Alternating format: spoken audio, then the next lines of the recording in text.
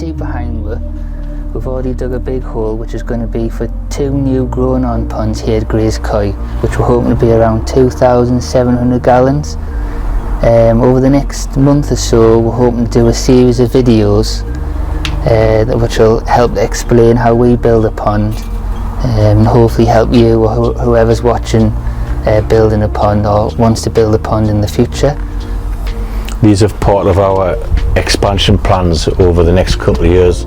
So these 2 growing on ponds are the first of probably about 4, maybe 6 ponds over the next couple of years. So we're going to have a couple of growing on ponds, a couple of further QT ponds, and then maybe it's another growing on pond. So we'll be doing quite a few segments over the next few months into next year of how we build, build our koi ponds. So please like and subscribe. Thank you. Thank you. As you can see, we've set out all the string lines so we can work out the squareness of the hole. And what we're going to do is mark out where all the blocks are going to go. So then that gives us the centres for the drains, the drain lines, the domes. And we're going to be using these domes. Very good. And as you can see where we've put down the centres of each of the domes. So each pond's going to have 2 drain lines in, and we'll be setting this off. So it's quite important at this stage to get everything squared off, know exactly where the blocks are going to be, the thickness of the inside of the ponds. Then we can get the centres of the drain lines.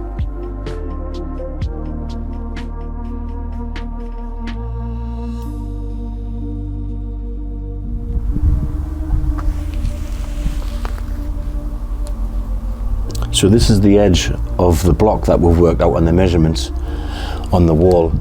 Then we've worked out the centre block edge, the inner block edge. Then from there we've worked out the measurement for the 2 domes. So they're in perfect equal.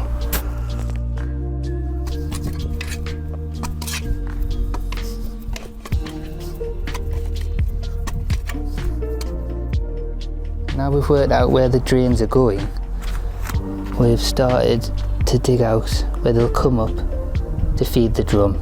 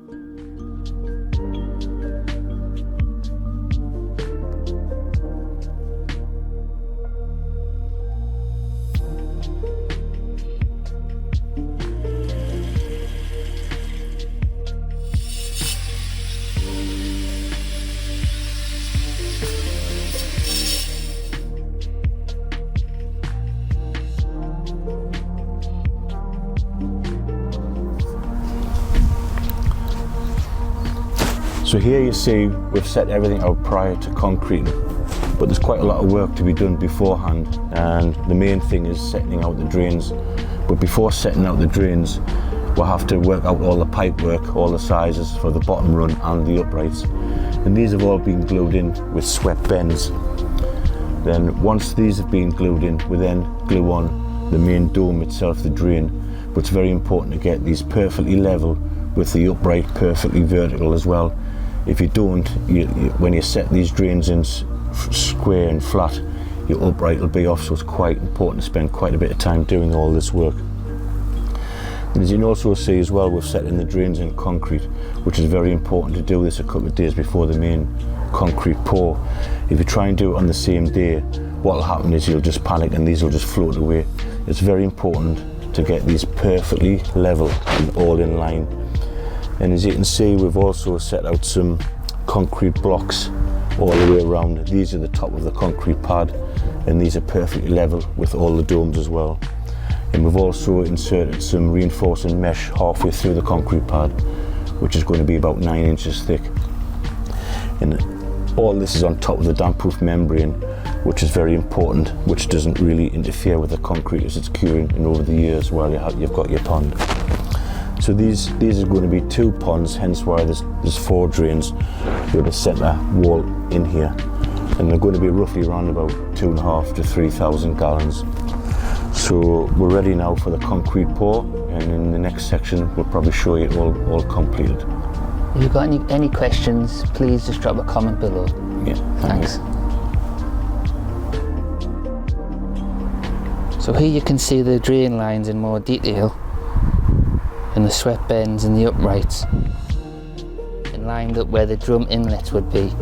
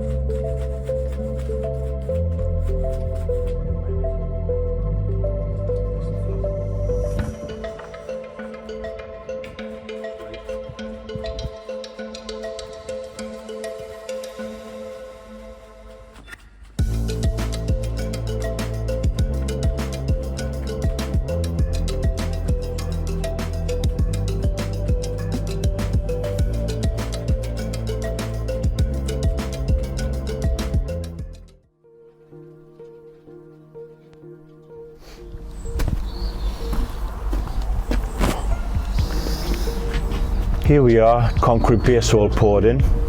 The base is about 9 to 10 inches thick right the way through. What we've done is the level of the concrete base is about ½ inch to 1 inch higher than the domes.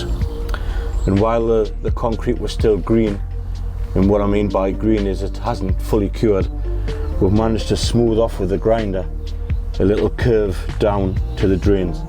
So what we'll do is once the block works up, we'll put a light render over this concrete to take out the ripples, make it all smooth for the fiberglass, and we'll fiberglass right down onto the dome tops. But that's for a later video. So the concrete base itself, as you can see, is on a damp-proof membrane, and the reason why we've put a damp-proof membrane in is a couple of reasons why. It aids the concrete curing time, stops any contaminants attacking the bottom of the concrete, and over the years it stops the concrete drawing up the damp. So it's quite important really to put a damp-proof membrane base in. What we've also done is, because this is solid clay, we haven't put any hardcore in or MOT type 1 in, or up in here in the northeast, which would be dolomite. We've just managed to pour the concrete directly onto the solid clay. But if you live in a sandy region, I would probably recommend that you put at least about 150 ml of dolomite or MOT type 1 hardcore and whack that down prior to your concrete base, which is most important. So the next stage will be setting out for the block work and building the walls, and that'll be in the next video. If you've got any questions, please drop some comments below. Thank you.